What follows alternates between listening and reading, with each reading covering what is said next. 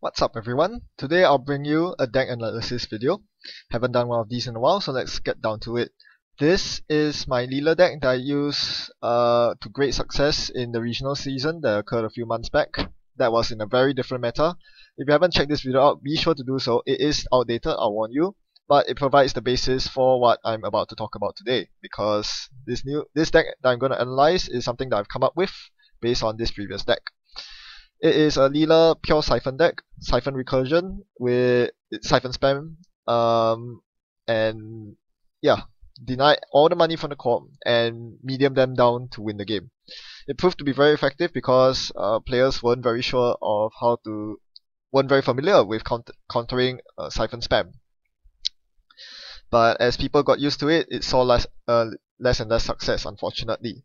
But now, the meta game is in a very different climate. There are a couple of new cards that have really empowered Siphon Spam strategies, and most importantly, there's going to be a lot more flatline decks around there, with Butcher Shop going to become a very viable archetype once D&D hits the tables. So I feel that having a deck that can reliably protect itself against Scorched Earth and Traffic Accident is going to be pretty key, and this is where my deck idea comes in.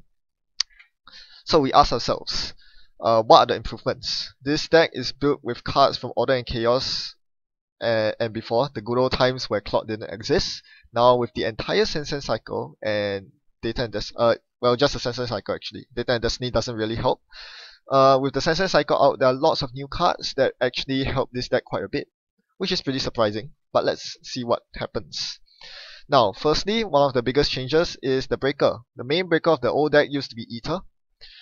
Ether is only used for siphoning, but that's all you need, because in the past, the availability of omnipotent AI breaker to get through HQ was all you needed.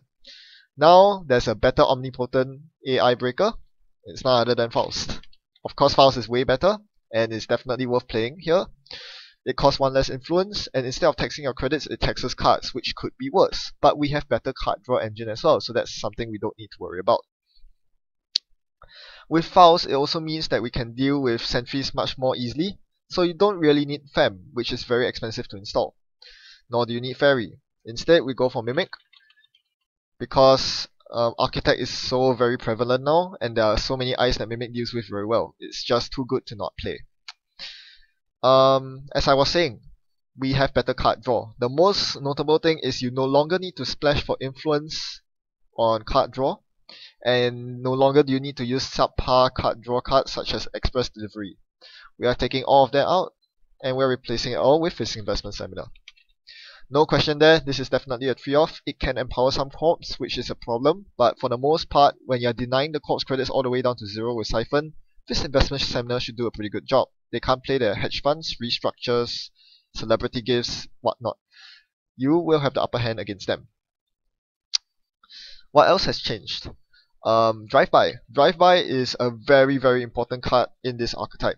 There are quite a few counters to account Siphon, but one of the biggest counters is asset spam. When an opponent is able to spam assets such as Sand City Grid, Adonis Campaign, Eve Campaign, etc., your game is going to be much harder, because you cannot use Siphon to earn you the credits that you need to stay afloat. And that means that they'll get the economy engine off, which is worse for you. So you might be able to bring them down to 0 credits, but that's only temporary. They will easily build up with the Adonis and Eve campaigns running, and you won't have the credits to trash them. Drive-by solves this because not only does it kill their money assets, meaning that they cannot use it to gain money. More importantly, they cannot use it to dodge account siphons, and that is very key. Expose effects are a bonus tack on. I really like Expose in the current meta, because some people still like to play the Jinteki PE, Mushin no Shin shenanigans, and some people just like to rush out early as Fast Biotics in NBN. If they play an asset on their first turn, if you have a drive-by on your first turn, you are going to have a huge advantage, because if it's a Sand Grid or an Astro Script they are trying to score on turn 2, you can deny it easily with a single drive-by. So it's a 2-off in my deck because it's just so flexible, and it contributes to the strategy by denying their assets. Definitely worth including in this deck. What else? Yes, because I've taken away one I've had worse, which is one form of meat protection, I need to up my meat protection. 3 cards of meat protection is absolutely necessary. As I said, I'm anticipating a lot of flatline decks, so given that this deck will always tag float, you want all the plus creeps. What else do we have? Another form of card draw. Jon Masnori is pretty weak. Let's use a better one. How about Drug Dealer? This is a good way to use your money. Notice that because you're using files, you do not need that much money. Your money will be spent mostly on vamping the opponent and using Breach and Passport to reduce the card tax on files. Because once an opponent gets 3 or 4 eyes on HQ, you can't afford to break through it with Faust. So that's where Breach and Passport come into play. And to assist that, we have resource-based card draw in the form of Drug Dealer. This is amazing in this deck. I'll list all the reasons right now. Firstly, as I said, you can make use of the credit.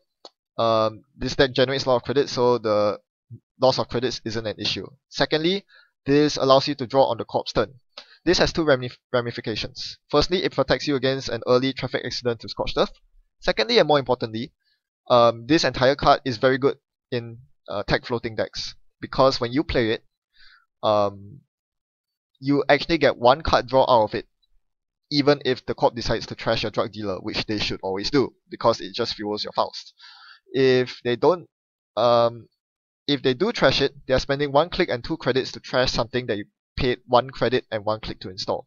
So it's cheaper to install than Jon Masnori. It pays more card draw than Jon Masnori because it triggers every turn. Jon Masnori might not trigger every turn if you don't make successful runs every turn. So it is basically a straight up upgrade to Jon Masnori in this sort of deck. It's very, very good.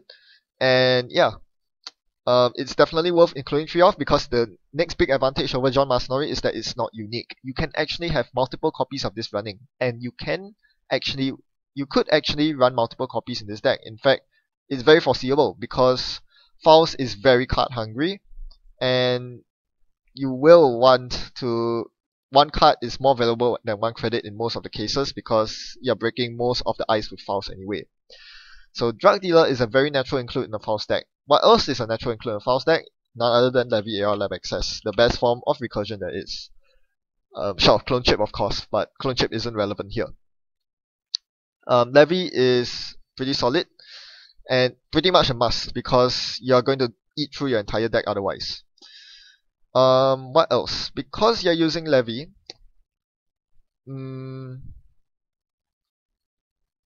yep, you would actually also want some other form of recursion. There's a few problems nowadays. Most notably, there are lots of new cards that punish criminals for not having recursion infection. So Levy kind of solves that, but you need a bit more. Because one of the biggest weaknesses of this deck is that once your Faust is sniped off, you are going to have a very hard time recovering because you only run 1 copy of it. So you could run Clone Chip, but why not just run Deja Vu instead? Run 2 copies of Deja Vu that can save your Faust in case someone plays a Marcus, Betty, or Keegan Lane on you, and otherwise just use it to recur siphons. Sounds pretty solid to me. Because of this recursion, I exceed my influence limit by a lot, so I need to cut the self-modifying code and the Hades shard. That can't be helped. I would really like to have the consistency of having 2 cards worth of medium in the deck. I think R&D digging is one of the best ways to win with this sort of deck, but I just can't see anything else I can cut. I could cut the Deja Vu and just completely rely on the Levy to win me the game. It is possible, but I'll need to test it more to figure it out. For now, I think 2 Deja Vu should be okay.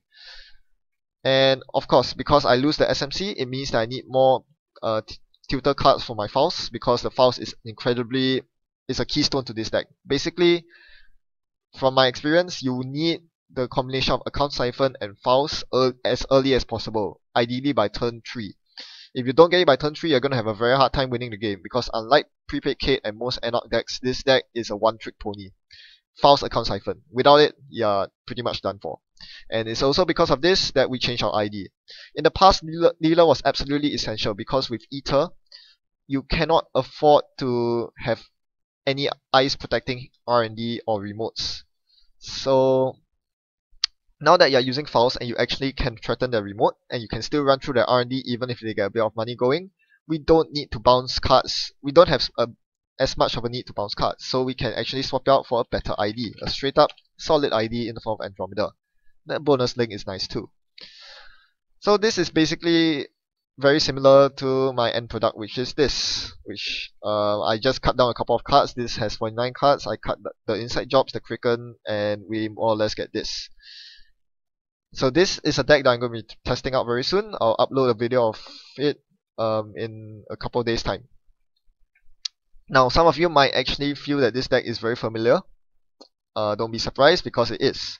It is one of the deck lists right now, on the popular deck list. It's called Eternal Sunshine of the Siphon account. This was what actually piqued my interest in rebuilding the Leela deck. It actually runs on the same concept. The main difference is he uses 2 tropes, which I'm not that big a fan of. Firstly, because memory can be tight, and secondly, but more importantly, I feel that trope is really only effective when you're drilling down to the bottom of your deck, and it's not that easy to get to the bottom of your deck here. Moreover, I think you're missing out on medium. With trope, it means I don't have influence for medium, and I think that's a very key card to have. I mean, it's 2 different concepts. This one just wants to siphon all day, every day, and get single accesses on R&D. That's perfectly fine. To me, I don't think that might be a very good idea, because siphon spam can be dodged quite easily, and if you cannot make money from account siphon, you're really doomed. Once the corp gets rich and starts icing up R&D, you're going to have a very hard time trying to, getting agendas from there on out. I'm also not a big fan of the Doppelganger and the John Masnori. I've made the relevant changes in my deck, but they're both still worth trying out. At the end of the day, they are both siphon spam decks, and they still share the same core philosophy. Bankrupt the corp, run their R&D, and that's the best way to play Criminal right now. Because the only good reason to play Criminal is this 4 influence card called Account Siphon, that you'll be hard pressed to include in other factions. There's also a lot of gravy tacked on it in the form of drive-by. You get more expos in the form of mandatory inclusion of 3+ creeps, which buffs you against Wayland Scorch and Ambient Scorch decks. And Sneak Door Beta, which is still one of the best cards in the game right now. It counters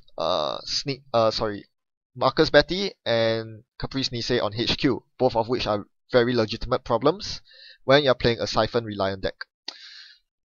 So that's all I have. Hope you've appreciated this deck building video, and maybe you might be interested to give this sort of Siphon spam deck a spin yourself. Always be prepared to play against Siphon spam when you're facing up against Criminal, because I think it's going to be a very powerful archetype coming into the World season this year. Thanks for watching. Happy net running. Goodbye.